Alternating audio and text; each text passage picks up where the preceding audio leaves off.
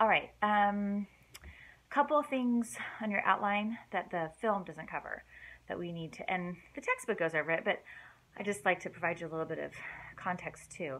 So that's the Wilmot Proviso is under the U.S.-Mexican War, and then we need to talk about the Compromise of 1850 with California. Um, so the Wilmot Proviso, this isn't a real big thing. It's just one of those things in history that kind of like foreshadows, right? Like we can see looking back, like that's where we were headed, right? So what happens with the Wilmot Proviso? Two things: is this is it's in Congress, and it was a bill it was added to a bill that was going to fund the U.S.-Mexican War, and it said that any territory that is acquired from Mexico as a result of this war, that territory will be closed to slaves. It'll be free territory. And so this is significant for two reasons. First, we haven't even won the war, and we're already talking about, like, what are we going to do with this territory? So it's totally in the context of Manifest Destiny. But then the other thing that's interesting for us, like, again, kind of that foreshadow, is if we look at how people vote for the Wilmot Proviso in Congress, they vote for the Wilmot Proviso on the basis of where they live, not by their political party. So remember, right now, the two political parties are the Democrats and the Whigs. The Whigs had been created in opposition to the Democratic Party. The people felt like Andrew Jackson was acting like a king, so they named themselves the Whigs, which was a party over in England that opposed the king. So the two political parties right now are the Democrats and the Whigs, and people in Congress vote according to the Wilmot Proviso on the basis of either being in the North or in the South, not their political party. So again, if somebody was a Democrat in the North, they voted for the Wilmot Proviso because they didn't want slavery to expand. If they were a Democrat in the South, they voted against it. And so this is telling to us, because it tells us that the two-party system is going to probably splinter, it's going to probably break. And we'll see that happen with the Kansas-Nebraska Act that's coming up soon. So the other part that comes out of the U.S.-Mexican War is when California is taken, gold's discovered almost like that. Thousands of people pour into California, so California can really quickly become a state. But there's a hitch, because it's going to be a free state. And so there's not another territory that can enter soon that would be a slave state. So we wouldn't have that balance.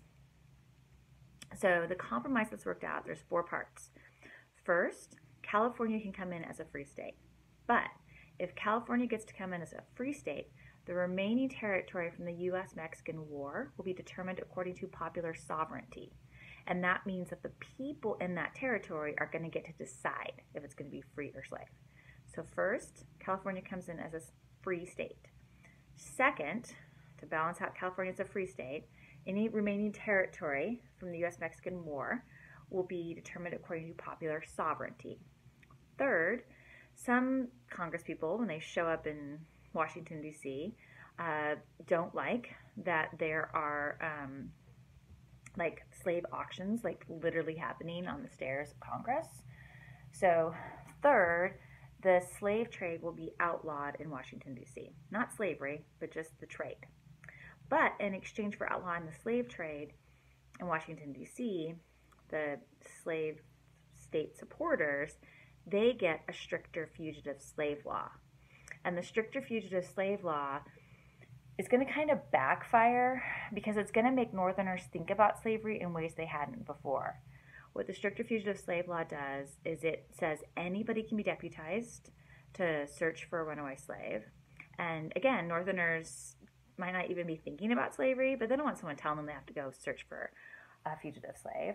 And then two, the stricter fugitive slave law set up a board. And so if the slave was caught, they have to be brought before this board, and it would have to be proven that this person was in fact a slave. But black people can't speak in court, and all the white person needs is the word of another white person. And if the board decides that the person is in fact a slave, the board gets paid $10. If they decide that the person is not a slave, they get $5. apparently there was more paperwork if the person was in fact a slave. So it's probably not surprising of like the 350 or so people that were brought before the board in the 10 years this existed, like less than a dozen were found to be free. And so this kind of gets Northerners thinking about slavery. They see this in ways they hadn't before, and in that way the stricter fugitive slave law is going to kind of backfire. It's going to push us closer to war. So again, Compromise of 1850, 4 parts. California comes in as a free state. The remaining territory will be determined according to popular sovereignty. We're going to outlaw the slave trade in Washington, D.C., but we're going to get a stricter fugitive slave law. Your textbook covers that material as well, and you can always leave notes in the discussion board if something's unclear. Take care.